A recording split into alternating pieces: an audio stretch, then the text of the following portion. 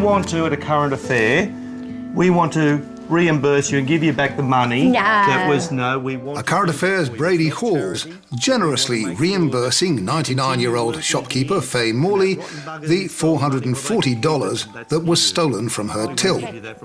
After all, as Brady told Mrs. Morley, they've got plenty of money at Channel 9. And as it happens, they've got plenty of money at Channel 7 too. Well, they can spare the odd $400 to give a story a heartwarming ending anyway. But we wanted to give you this. Thank you very much. No, give me a hug, okay? Oh, you deserve it. Of course she does, though Madeleine Kennard's hug nearly suffocated Mrs. Morley. Maybe to stop her telling viewers what Today Tonight knew perfectly well, that the other lot had already given her her money back. Mind you, Mrs. M can do with a bit extra. As she told both A Current Affair and Today Tonight on the same night, her little haberdashery shop doesn't make enough to pay the rent even when she isn't being robbed. And she has a major expense to meet. If I fall off the branch, if I've got enough to bury me, it costs $6,000 to get cremated. As long as I've got enough money for when I get cremated, which is $6,000. Well, there are plenty of less deserving people who get an awful lot more money from A Current Affair and Today Tonight and are a lot less grateful for it. I'm spoilt rotten, aren't I? Welcome to Media Watch. I'm Jonathan Holmes. Meanwhile, over at News Limited, whose parent company has just written down the value of its newspapers worldwide by nearly $3 billion, there are signs that they're saving money where they can. On Friday, the Media Alliance announced that News Limited is rationalising its photographic resources. We are advised that 35 to 45 positions will be made redundant.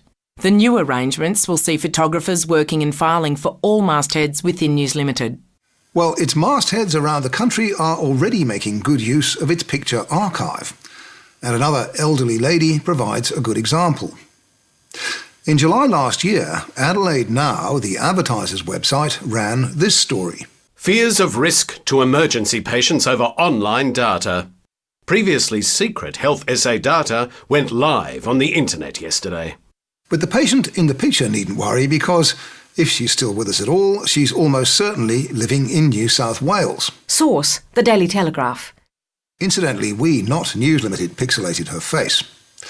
The photo was first snapped as a stock shot by Telegraph photographer Noel Kessel in Sydney's Westmead Hospital. And 4 months after its use by the Tiser, it popped up again, this time in The Australian Online. Hospitals with high superbug infection rates named. At least this time the patient was in the right hospital. A patient waits on an ambulance stretcher at Westmead Hospital, one of the Sydney hospitals with an unacceptably high rate of golden staph infection. And the week before last, the same patient was wheeled into action again, this time on the websites of news.com.au, the Melbourne Herald Sun and the Daily Telegraph, to illustrate this story. A US man will be arraigned tomorrow on a charge that he walked to his wife's bedside in an Ohio hospital intensive care unit and shot her, in what police say was possibly a mercy killing. An Ohio hospital. And yet there is our Westmead Hospital patient with this intriguing caption. An elderly female patient, not pictured, has been shot dead by her husband of 45 years in an apparent mercy killing in the US. Not pictured. We don't know the identity of the patient who is pictured. But though we've blurred her face, she's been quite recognisable in News Limited's online pictures every time she's been used. We wonder what she or her relatives think about being trotted out as a stock shot to illustrate, among other things, a killing in another country. And now back to Adelaide for another consequence of News Limited's streamlined process. A regular Media Watch story with a new twist. First, here's the front page of the Advertiser last Wednesday morning. New clue in Oval abduction mystery. Hope of breakthrough for Ratcliffe family. It was a story about a very cold case. Back in 1973, two girls, 11-year-old Joanne Ratcliffe and 4-year-old Kirsty Gordon, were abducted from Adelaide Oval. They were never seen again. The Tiser's report last week said that Joanne's sister contacted SA Police's Major Crime Branch 2 weeks ago with new information from a South Australian woman prompted by a Facebook page highlighting the missing persons case. The nature of the information is unknown, but police yesterday confirmed they were assessing the report. The Tiser story was eagerly picked up by South Australian and even national TV and radio. Cold case breakthrough. The new clue in Adelaide's 39-year-old Oval abduction. But the South Australia Police were unimpressed by all this talk of clues and breakthroughs. In fact, at midday, they put out a damning media release. No new clues. Advertiser's front page headline on abductions is misleading. Mere information, the release said, is not a clue. There was no imminent breakthrough in the case. And they told the advertiser that every piece of information had been looked at and discounted thus far. Well, the Tiser did run that quote, but you had to read a long way into the story to find it. Thus far, an all-too-familiar tale about a media beat-up. Though the reporter Brian Littley stands by his story, his response to the police was published on Facebook and you can read it on our website. But what's different is that the previous day the Tiser had thrown away a much better front-page story. Or at least that's how traditional newspaper journos would look at it. Here's the story. Fraud detected within South Australia Victims of Crime Fund. It was a genuine scoop by veteran crime reporter Nigel Hunt, who used to file exclusively for the Sunday Mail. A major audit of the Crown Solicitor's Office was underway, Hunt reported. Following the discovery of suspect claims from the Victims of Crime Fund. On Friday, a legal officer who works in the same department did not arrive at work, and it was discovered he had attempted suicide. It's the sort of story the Sunday Mail would have hung on to for days, hoping for a Sunday morning scoop. But in the brave new world of News Limited, it wasn't even held for the front page of Wednesday morning's Advertiser. News Limited in South Australia has converted to a new philosophy: publish now. There's no distinction anymore between the staff of the Daily Advertiser and the Sunday Mail. All their stories are placed by a so-called super desk. As News Limited's editorial director Campbell Reid told The Australian at the end of June, we'll be publishing on the first available platform, right here, right now. So Nigel Hunt's story, which no one else had a sniff of, was pushed onto the Tiser's website, Adelaide Now, at 1 p.m. on Tuesday. And probably the first most South Australians would have heard about alleged embezzlement of the Victims of Crime Fund would have been on Drive Time Radio or the 6 o'clock TV news. This afternoon, the Attorney General's Department confirmed police are investigating the alleged misappropriation of funds within the Crown Solicitor's Office. By the next morning, the story was old news and was run on page 7 of the hard copy Advertiser.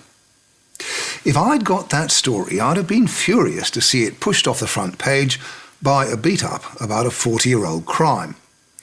But that's because I'm mired in outdated print-based thinking. As Campbell Reid told the Oz, I don't use the phrase digital first or paper first. I say consumer first. If we know it, the consumers have the right to know it. That's all fine and dandy if you consume your news on a website or an app. But for now at least, most of the Advertiser's consumers read the paper in the morning. The danger is that the publish now concept will mean they get more crummy stories than ever filling the front page. The Advertiser's response is on our website. Mind you, this is what qualifies as news on the commercial TV news bulletins. Straight off the David Jones runway, Aussie supermodel Miranda Kerr has signed on to become the face of a new Qantas campaign. Kerr will be used to promote the exclusive Qantas Club. It's hoped the former Brisbane glamour will attract more lucrative business travellers. Well, she probably will, because as Qantas is no doubt well aware, if Miranda's fronting for you, you don't have to actually buy airtime on commercial TV. The news bulletins will give it to you absolutely free. With Australia's fashion elite watching on, Miranda Kerr proved why she's queen of the catwalk. From maxis to minis, bold prints and bright colours, the new David Jones Spring-Summer collection wasn't holding back. I mean, I've grown up with these designers, I've grown up with David Jones, I love to come home, see my family. My grandmother's going to be in the audience tonight. It's my dad's birthday. Happy birthday, Dad! Fantastic. Well, maybe the DJ's Spring-Summer fashion show is sort of news, but a Japanese ad for a cold drink? Is Miranda in it? Then it's news. Dressed as a waitress, she even sings in Japanese. Have a look. Wow. Yabaine, limone, amone, damone, limone, soone, nomone, limone. Oichi. And Victoria's Secret swimwear, which isn't even sold in Australia, is news when Miranda's modelling it on a rooftop in LA. And if you're wondering how the 28-year-old looks so good, she puts it down to resistance training, yoga and Pilates. And talking of yoga, that's news. She says it's the yoga that keeps her in shape. Well, here's the proof. Miranda Kerr pulled off this gravity-defying move at an event in Germany. And she's no cop-out either, later braving 9-degree temperatures in barely anything at all. Of course, she's even more newsworthy if she's wearing nothing at all. Some old nude photographs of model Miranda Kerr have surfaced on the internet and are causing quite a stir. Taken by French photographer Laurent Demont, they're believed to date back to 2009, before she married Orlando Bloom and became a mum to Flynn. They turned up on the photographer's website at the weekend, but were then quickly taken down. Not so quickly, however, that they weren't reposted elsewhere on the net. Not to mention being plastered all over 10 News. But now, of course, Miranda is married to Orlando and they do have baby Flynn, so they're news. Whether they're coming. Well, a family reunion at Sydney Airport this morning as Miranda Kerr and baby son Flynn were on hand to greet Orlando Bloom. He'd jetted in from New York. She arrived last night from Tokyo. The happy family were all smiles, despite the jet lag. Or going. Miranda Kerr, Orlando Bloom and little Flynn have been spotted arriving at Sydney Airport, the young family returning from a holiday on Hamilton Island. Fascinating stuff, eh? By our calculations, Ms. Kerr has featured in major commercial news bulletins 27 times in the past 12 months. That's once every couple of weeks. And she doesn't even live here. Until next week, good night.